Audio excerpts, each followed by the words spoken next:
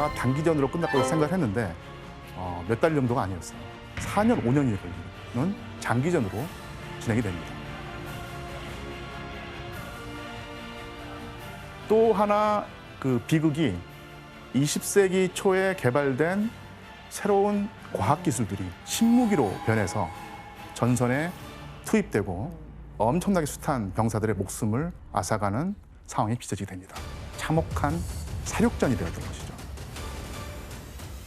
1914년 9월에 마른강에서 전투가 벌어지게 되는데 독일군이 파리의 50km 앞까지 진격할 정도로 크게 이제 선전을 했었는데 바로 어떤 한 무기 때문에 그렇습니다.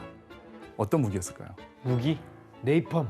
네이팜, 그 폭탄이겠고요. 그래요? 예. 아, 그 막 치명적인. 엄청난 위력을 가진 총, 예, 나 이거 저격. 연속으로 총을 쏠 수 있는 맞아. 기관총? 예, 기관총입니다. 네. 예. 프랑스군이 또 영국군이 엄청나게 강력한 기세로 독일군을 공격하고 있었는데 이때 독일군이 이 공격을 막아내는 무기로 활용했던 것이 바로 기관총입니다.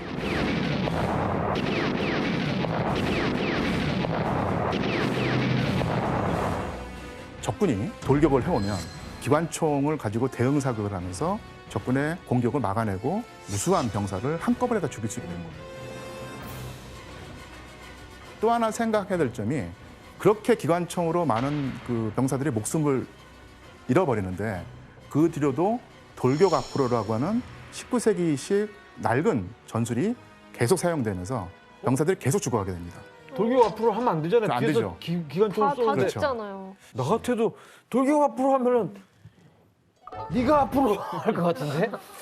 내가 병사라면 기관총 쏘고 있는데 돌격 앞으로 하면은 어떻게 나가? 근데 그 사이에 무기가 달라지고 전쟁 체계가 달라졌지만 19세기 마인드를 가졌던 장교들이 20세기 전쟁을 지휘하게 되면서 나타났던 비극이 바로 기관총과 그 기관총에 희생된 병사들의 모습입니다. 더 많은 사람들이 죽게 됐군요. 예. 네. 독일이 마른 전투에서 이제 밀린 다음부터 독일이 퇴각하게 되는데 더 이상 후퇴를 하면 안 된다 생각하고 뭔가를 또 만들어냅니다. 뭐를 만들까요? 참호? 참호를 참호? 참호입니다. 참호. 아, 그걸 참으라고 해요? 예, 예. 옛날식으로 몸을 꼿꼿이 세우고 돌진하다가는 다 죽어가는 거예요. 그래서 기관총과 대포를 피할 수 있는 방법은 땅을 파고 들어가는 겁니다. 사람 키가 보통 이제 1m 뭐 60, 70, 80이니까 안전해지려면 그 땅을 2m 깊이로 파야 됩니다.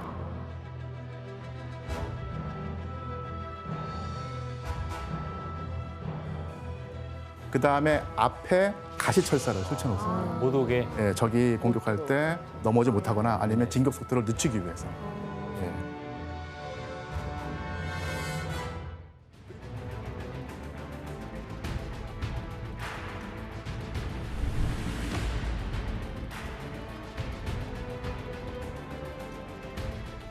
그리고 이제 전쟁을 하루 이틀 하는 것이 아니기 때문에 쉴 수 있는 공간까지 만들어놔요. 그런 참호가 바로 대피호입니다. 참호의 체계가 복잡해지죠. 그래서 이때 처음으로 참호가 대규모로 이제 구축되기 시작을 했고요.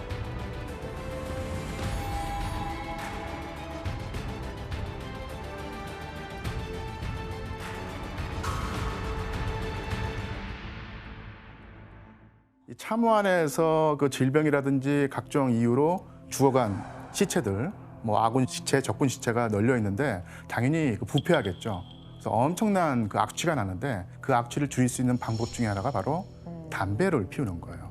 시체 이제 냄새를 지우기 위해서. 예.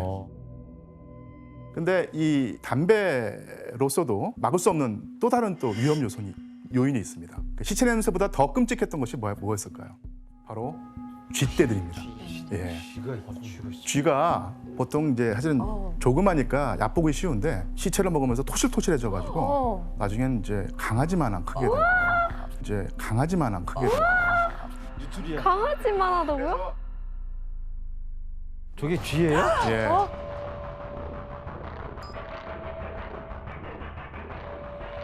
이 사진 보니까 어떤 느낌이 드시나요? 끔찍해요.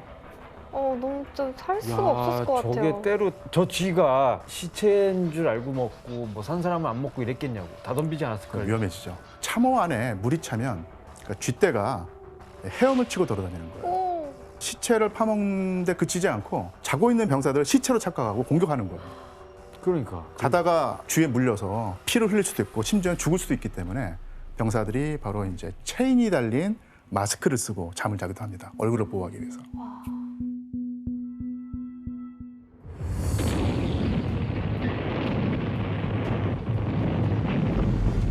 이 독일의 슐리펜 계획이 실패한 뒤에 그 서부 전선이 완전히 그 지지부진한 상황으로 계속 이어집니다. 자, 수많은 병사들이 목숨을 희생하고도 겨우 몇백 미터를 뺏고 뺏기는 어떤 상태가 이어지거든요.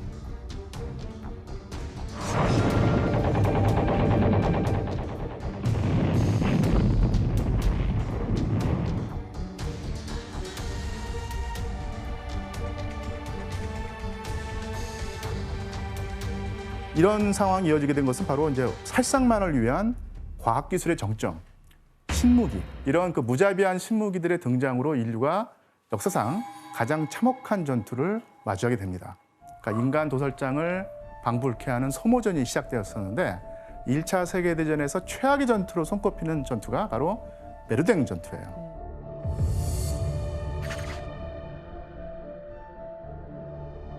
이 베르댕은 그 오랜 세월 동안에 프랑스가 보강하고 이용한 핵심 요새지대인데요. 과거 독일과 프랑스가 전쟁을 할 때 프랑스가 패전할 때도 마지막까지 지키면서 저항을 했기 때문에 프랑스의 자존심이었다고 불렸습니다. 당시 근데 이 베르댕이 주 전쟁터가 아니었기 때문에 요 베르댕 요새에 있던 병력과 장비들이 빠져나가서 방어력이 허술해진 상태였었는데요. 이때 독일이 이 점을 알아채고 베르댕을 직접 집중적으로 공격하는 목표로 삼은 것이죠. 전쟁을 끝내려면 그러니까 아예 그 병사들의 씨가 모두 다 말라야지 끝나다고 생각을 한 거예요. 그러니까 프랑스군도 마찬가지로 독일군을 모두 죽일 때까지 공격을 퍼붓습니다. 결국 모두가 죽어야 되는, 그래야지 전쟁이 끝나는 전투가 된 것인데, 당시 이런 상황에서 프랑스군에서 복무했던 한 소위가 일기를 남깁니다. 자, 일기의 내용을 규현 씨가 한번 읽어주시겠습니까? 인류가 미쳤다. 너무나 끔찍한 학살이다.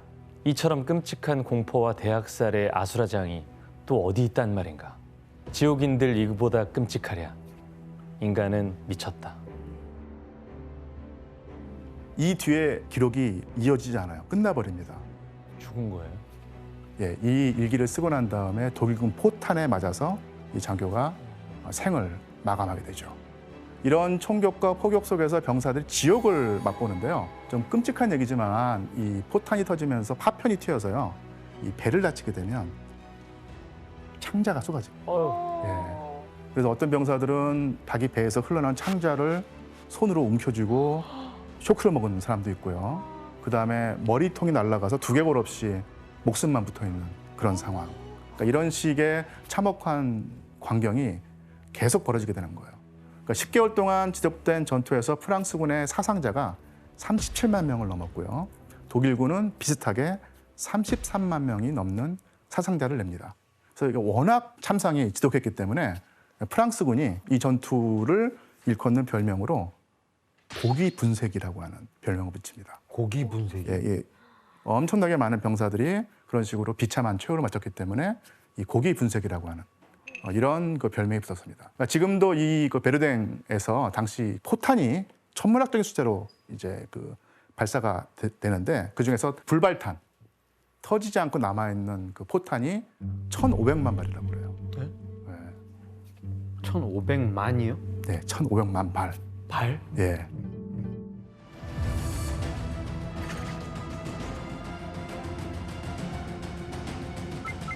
쏨이라고 하는 강이 있는데 그쪽에서 벌어진 전투라고 해서 쏨 전투라고 그러죠.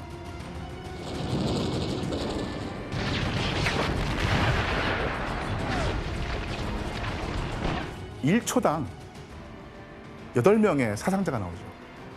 1초당. 예. 그래서 하루 사상자 기록으로는 최고 기록을 경신했고요. 이 쏨 전투 최종 사상자 전투가 끝나고 나니까 100만 명이 나옵니다.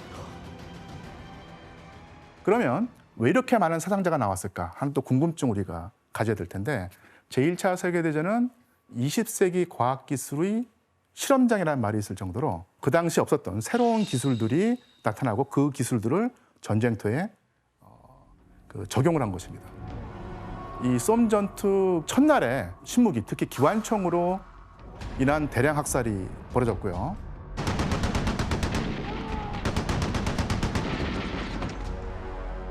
하지만 영국도 공세를 멈추지 않았죠. 어쨌든 간에 이 방어선을 뚫어야 되기 때문에. 그래서 회심의 한 방을 가지고 있습니다. 자, 여기서 문제를 낼 텐데 보병의 돌격으로는 뚫리지 않는 이 적군 방어선을 돌파하기 위해서 개발된 이것은 과연 무엇일까요? 왜 안 뚫리는 건데? 기관총. 기관총 대포로 때문에? 다 막기 그러면 때문에. 그거를 막을 수 있는 걸 개발해야겠네. 설마 방패? 설마 아니 그때 안 나왔을 것 같아요. 정답. 예, 규현 씨. 혹시 스나이퍼 총? 아, 스나이퍼총이요. 그래서 뭐 이제 그 기관총 쏘는 애들을 죽이고 막 이럴 수 있으니까. 아, 물론 이제 스나이퍼로 1명, 2명 정도는 처치할 수 있지만 이 방어선을 지키는 병사들은 뭐 수백 명, 수천 명이기 때문에 그것은 안 되죠. 정답. 혜성 씨. 그 뚫는 거는 탱크 같은 걸로 이렇게 다 밀어버리는 수밖에 없지 않나요? 정답입니다. 탱크입니다. 아, 예. 탱크를 발명한. 아 영국이 예, 이때 바로 나온 신무기가 바로 탱크입니다. 아, 탱크가 어떻게 개발됐는가가 이제 상당히 흥미로운데요. 당시 전쟁터는 이제 땅도 울퉁불퉁하고 그다음에 비 오면 진흙탕이 돼서 사람이나 그 차량이 그 지나기가 상당히 쉽지 않죠. 이때 영국의 한 그 종군 기자가 진흙탕에서 잘 구르는 농기구 그 트랙터가 있는데 그 트랙터의 바퀴가 우리가 흔히 생각하는 그 타이어가 아니라 체인. 무한궤도라고 하죠. 네네. 그것을 보고 아 이것을 전쟁터에 도입하면 통하지 않을까라고 생각을 하고 그 이 무한궤도식 바퀴를 신무기에 개발합니다. 신무기에 개발합니다. 트랙터에서 나온 거구나. 그래서 영국 최초의 탱크의 이름이 마크 1이에요. 가장 최초의 탱크.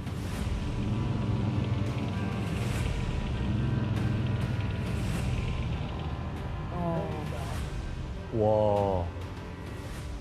근데 이 탱크란 이름이 왜 붙게 됐는가? 새로 개발한 아주 비장의 한 방이니까 정보가 새나가면 안 되죠. 그래서 암호명을 붙입니다. 암호명을 붙이는데 이것이 바로 이제 모양이 처음에는 이 물탱크, 수조 탱크처럼 생겼다고 해서 이 탱크라고 하는 암호명을 붙인 거예요. 근데 이것이 바로 이제 그 뒤로 쭉 불리게 되는 이름이 된 것이죠. 그래서 이 쏨 전투에서 처음으로 탱크가 등장을 했고 실전에 투입이 되는데 처음에는 50대의 탱크를 투입하려고 했다고 해요. 그런데 뭐 중간에 고장 나고 여러 가지 사정 때문에 실제 전투에 투입된 탱크는 24대였습니다. 초기의 탱크는 그 기관총으로부터 아군을 지키고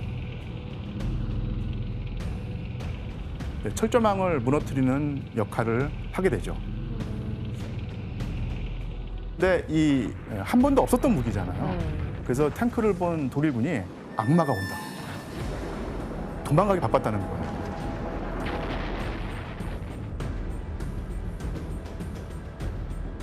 그러니까 이런 식으로 온갖 신무기가 그 난무하는 쏨 전투에서 영국군이 숱한 목숨을 희생하고 전진한 거리가 채 100m도 안 됐다고 합니다. 영국의 그 한 군인이 당시 상황을 이렇게 말합니다. 우리는 전투에서 복귀한 뒤에 점호를 하지 않았다. 처음에 그 800명이 투입됐다고요, 전투에. 그런데 돌아온 병사 수가 25명인 거예요. 나머지는 다 죽거나 다쳐서 이제 못 돌아온 것이죠. 이렇게 1분에 수백 발로 쏠 수 있는 기관총, 철갑을 두른 탱크. 하지만 이런 것 이외에 병사들이 가장 두려워하는 무기가 따로 있었습니다. 또 있어요? 바로 독가스입니다. 1915년에 이 독일군이 프랑스군을 상대로 처음으로 염소가스라고 하는 독가스를 사용했는데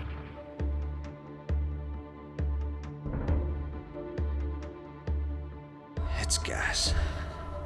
이게 그 파인애플하고 후추를 섞어놓은 냄새가 난다 그래요.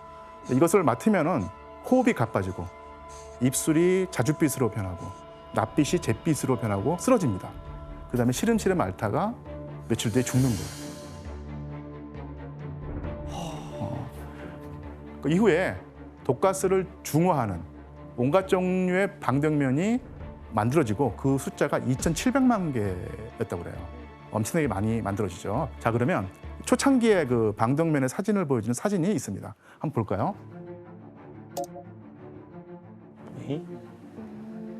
처음에는 이제 좀 허술해 보이는 방독면으로 시작을 합니다. 그냥 마스크 느낌이네. 마스크를. 사진이 또 있습니다. 이제 좀 뭔가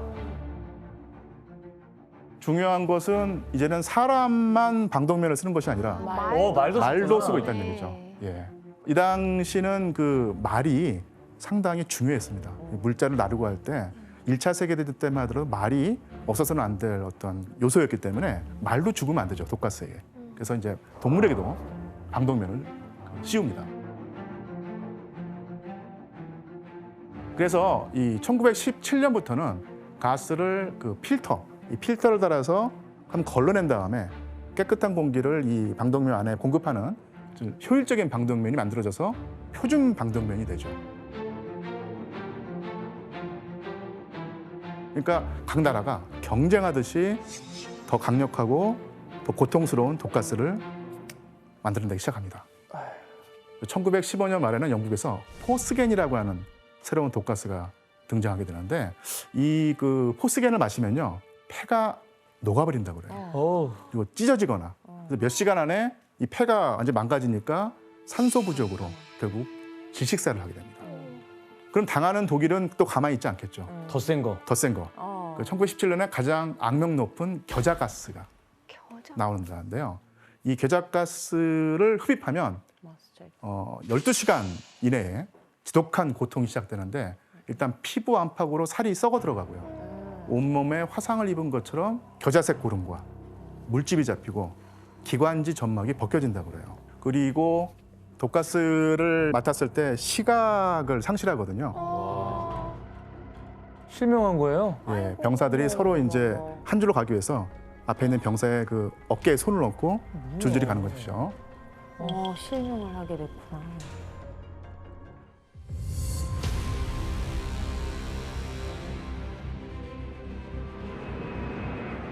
1,500대에 가까운 비행기가 출격을 했고요. 이 비행기가 독일군 참호를 두들기고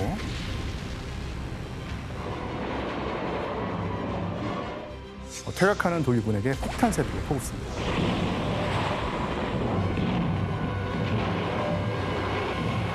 단 48시간 만에 드디어 이제 독일군의 방어선이 돌파되기 시작하고 방어선이 뚫린 독일군은 결국 1918년 11월 초에 독일군의 사절단이 흰 깃발을 들고 연합국 사령관과 정전 협정을 요청합니다. 프랑스군 대표하고 독일군 대표가 상리스 마을 근처 꽁페뉴 숲에 열차를 세워두고 사람들의 눈을 피해서 은밀하게 협정을 진행한 것입니다. 자, 그래서 이제 11월 11일 오전 11시 이후에 제1차 세계대전이 끝이 나게 됩니다.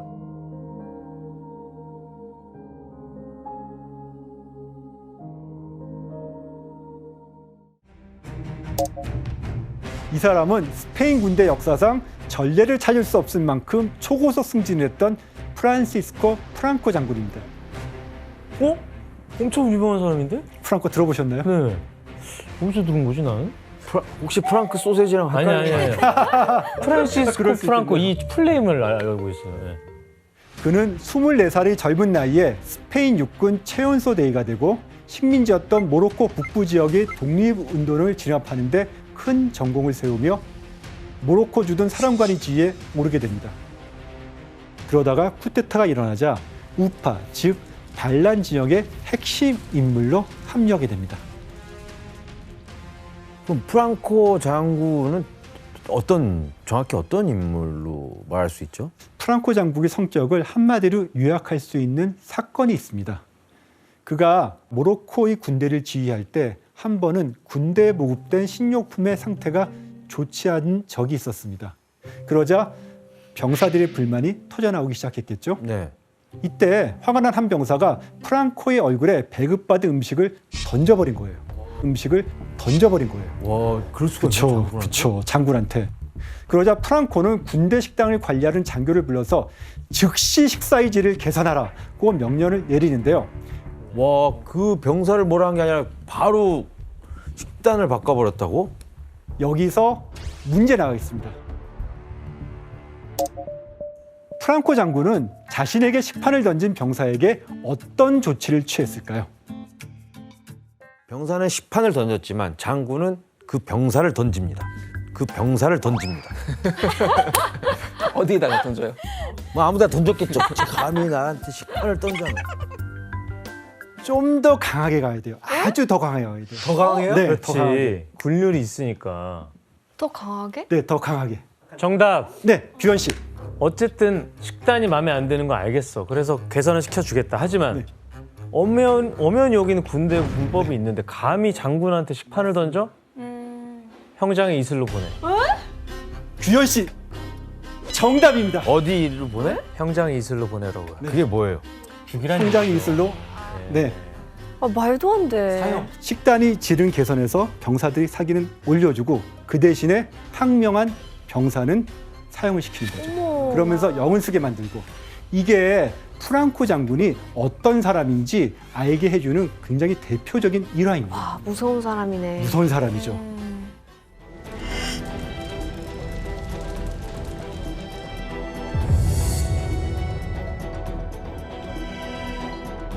아, 다니엘 씨가 오늘 뭐 좋은 이유로 오신 건 아닌 것 같네요. 죄송합니다. 다시 한번 부탁드립니다. 아, 정말. 독일은 1차 세계대전에서 패배하면서 모든 무장을 강제로 해제당한 상황이었습니다. 군수품 공장을 폐쇄해야 했고 탱크와 군용기 잠수함을 보유하는 것조차 금지당했습니다.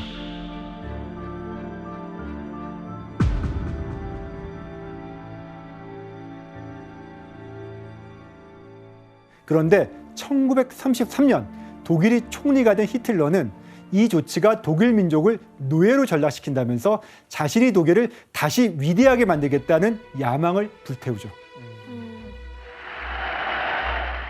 In dem Bewusstsein, dass die ewige Flucht der Erscheinungen nunmehr endgültig abgelöst wurde von einem ruhenden Pol und damit ein Symbol des Ewigen. Es lebe Deutschland! 그리고 앞으로의 전쟁에선 반드시 독일이 승리하겠다는 아주 위험한 목표를 세우는데요. 독일이 과학자들을 모아서 비밀 연구소를 만들고 극비리의 신무기를 연구하게 하는 거죠.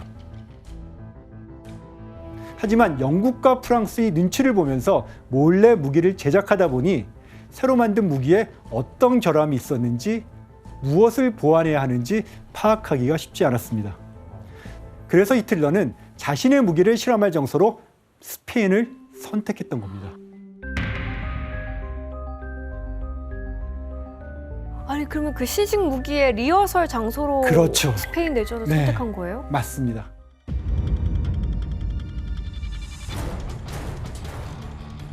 공화지적인 좌파와 노동자 조직에 속하는 사람들, 그리고 조금이라도 저항하는 민간인들이 학살이 대상이었습니다. 반란 진영은 점령한 지역을 집집마다 돌아다니며 약탈하고 창문으로 수류탄을 던지고요. 폭파하기도 했습니다. 무슨 죄야.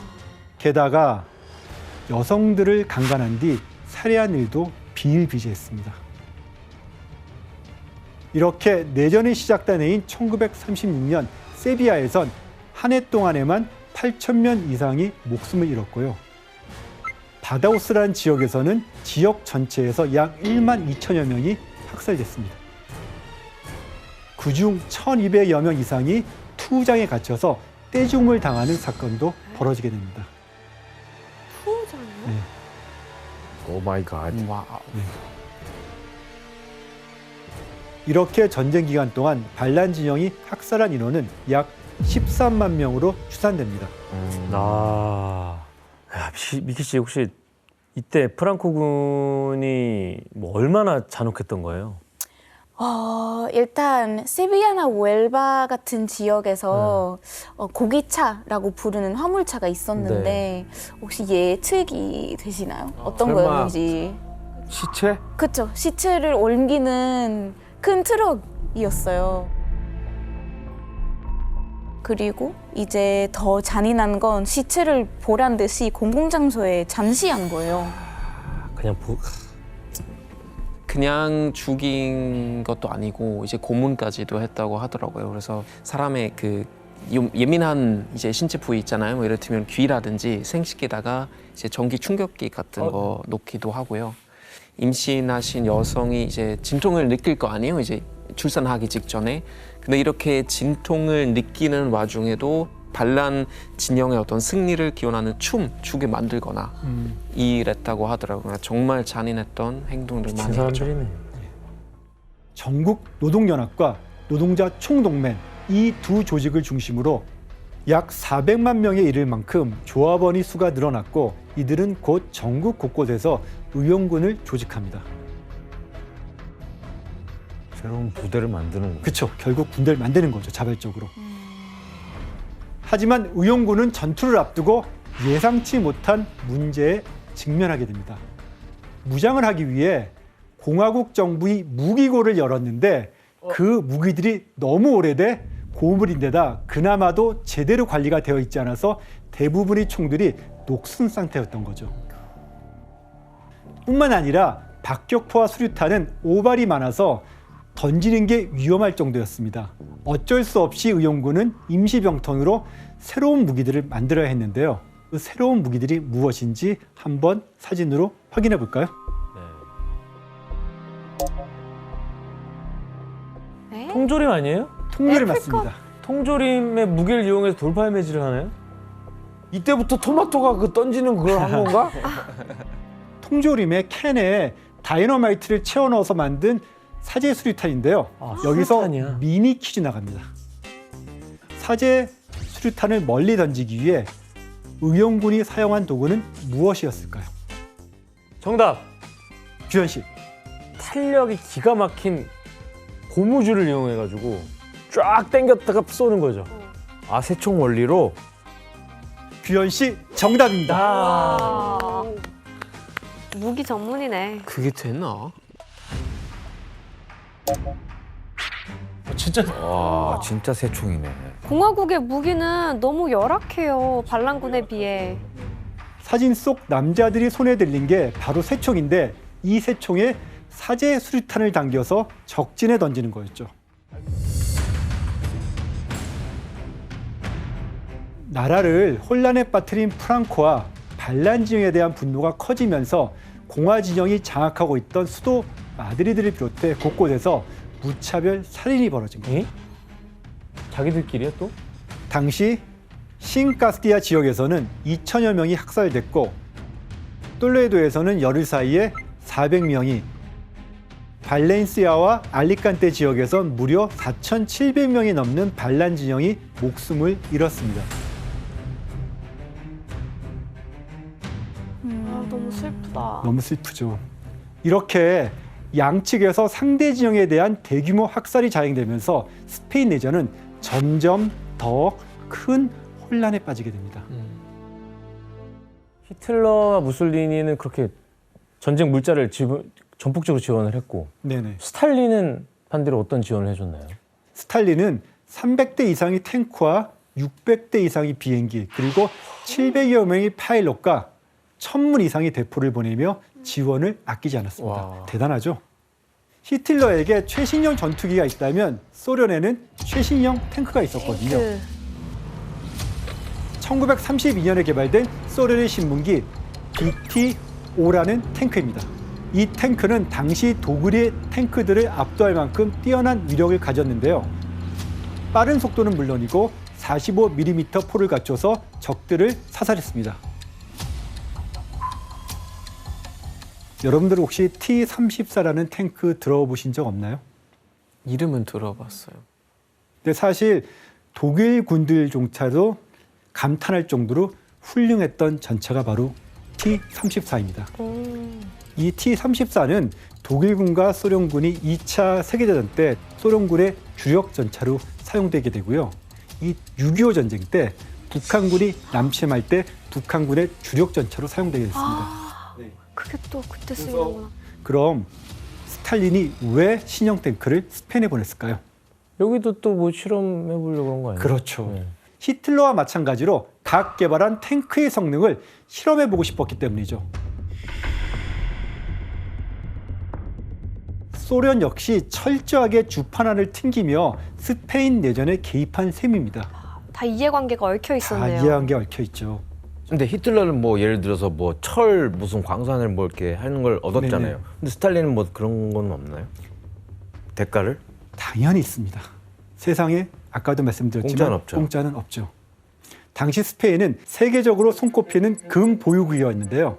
공화국 정부는 스탈린에게 지원을 받는 대가로 은행에 가지고 있던 약 700톤의 금 중에서 500톤 정도를 넘겨주기로 했습니다. 그때 당시에 금 유출량이 어마어마했겠네요. 어마어마했던 거죠. 그러니까 같은 싸워가지고 다른 나라에 다 자원 다 뺏기고. 그러니까요.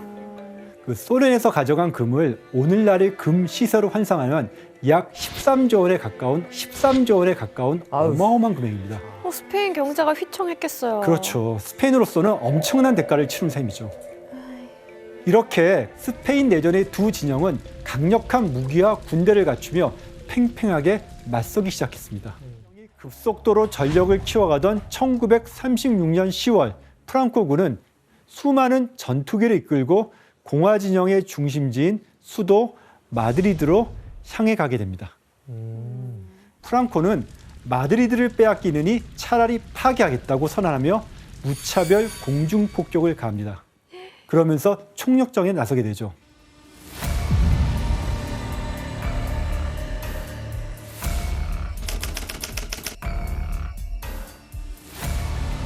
피난 가는 거요? 아닌데? 아니 그냥 평범한 상황 같은데요 지금.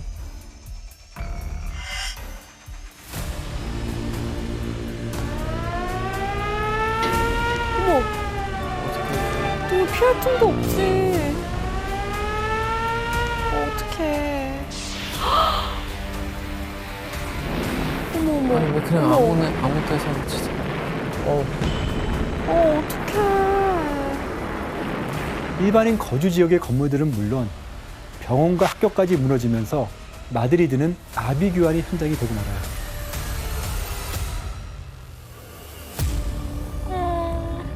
어린이, 노약자 할 거 없이 정말 무차별로 폭격하는데요.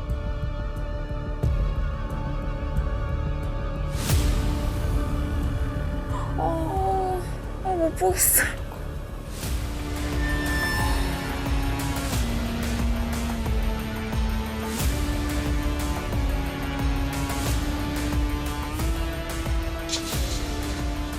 그럼 도시를 사수하던 공화 진영은 어떻게 대응했을까요? 마드리드를 최대한 지켜야 되겠죠. 그렇죠. 이들은 한 가지 구호를 외치며 마드리드를 사수합니다. 과연 어떤 내용인지 사진으로 함께 확인해 보실까요? 노 파사란? 노 빠사란, 절대 반란군들을 통과시키지 않겠다는 거죠. 다시 말해서 마드리드를 절대 내주지 않겠다는 구였습니다. 이제 마드리드 사생결단. 뺏기면 끝난다. 그렇죠. 끝난다. 사생결단. 노 빠사란, 절대 통과시키지 않겠다. 이후 한치 양보도 없는 전투는 갈수록 치열해졌고 마드리드를 중심으로 주변 도시들까지 전투가 확산됐습니다. 결국 약 5개월이 지난 이듬해 2월이 돼서야 두 진영 모두 탈진 상태에 빠지면서 전투가 중단되고 맙니다. 이야. 좀 날렵해 보이는데. 되게 빨라 보이는데? 이건 1936년에 402km의 속도를 비행하는 데 성공한 세계에서 가장 빠른 최신형 전투기 하인켈 111입니다. 작전 개시일은 1937년 4월 26일 월요일 수십 대의 전투기가 스페인 북부에 공공기지를 일으켜서 게르니카를 출발했는데 이때 실린 폭탄이 무게가 무려 30여 톤이었습니다. 아니 되게 조그매 보이는데. 그쵸. 이 조그만 작은 마을에 이 정도 규모의 폭탄을 떨어뜨린다는 건 마을 사람들은 모두 학살하겠다는 뜻이나 마찬가지 아니었겠어요? 게르니카 주민들은 아무런 잘못도 없이 저 무슨 폭격을 당한 잘못이었어요? 거네요. 그쵸. 네. 콘도르 군단의 최신형 전투기들이 게르니카의 상공에 도착한 시간은 오후 4시 30분경. 하필 이날은 게르니카의 장날이었고요. 따라서 많은 농민들이 소와 양을 이끌고 시내를 찾아왔겠죠. 하필이면 장날이었어요. 근데 왠지 일부러 그날 골랐을 것 같은 느낌은 뭐지? 게다가 주변 지역에서 찾아온 피난민들까지 몰리면서 게르니카의 거리는 어느 때보다 북적이고 있었죠. 게르니카 상공에 가장 먼저 등장한 건 세계에서 제일 빠른 전투기인 하인켈 111이었는데 하인켈은 중심가에 폭탄을 떨어뜨리고 금방 사라졌습니다. 야 저거 뭐야? 저렇게 다 줄줄이 비엔나처럼 쏟아버리네. 사실 이때까지만 해도 사람들은 간혹 발생하는 공습이라고 생각했습니다. 그래서 방공호에 잠시 숨어 있다가 나와서 부상자들을 옮겼죠. 그런데 15분 뒤 상황은 급변하게 됩니다. 대형을 갖춘 비행대대가 온갖 크기의 폭탄을 무차별로 투하한 거죠. 혼비백산한 사람들은 마을 주변의 들판으로 도망갔습니다. 그러자 이를 지켜보던 전투기는 어떻게 했을까요? 따라가죠. 아니 왜 민간인을 왜? 도망가는 사람들을 쫓아가서 전투기의 기관총을 난사하고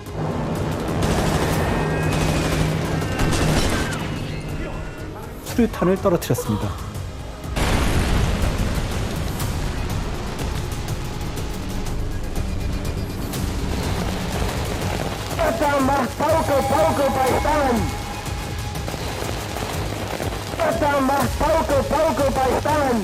당시 한 생존자의 증언을 규현 씨가 읽어주실래요? 탈출을 시도하는 사람들은 전투기가 쏘는 기관총에 맞아 죽었습니다. 전투기들은 앞뒤로 왔다 갔다 하며 때로는 긴 줄로, 때로는 밀집된 대형을 유지했어요. 그 모습은 마치 새로운 기술을 연습하는 것 같았습니다. 폭격으로 죽은 사람은 무려 1,600여 명, 부상자는 900여 명에 달합니다. 프랑코로부터 시작된 콘도르 군단의 융단 폭격은 전투기 공격으로 민간인을 대학살하며 승리를 거둔 역사상 최초이자 최악의 폭격으로 기록되고 있습니다.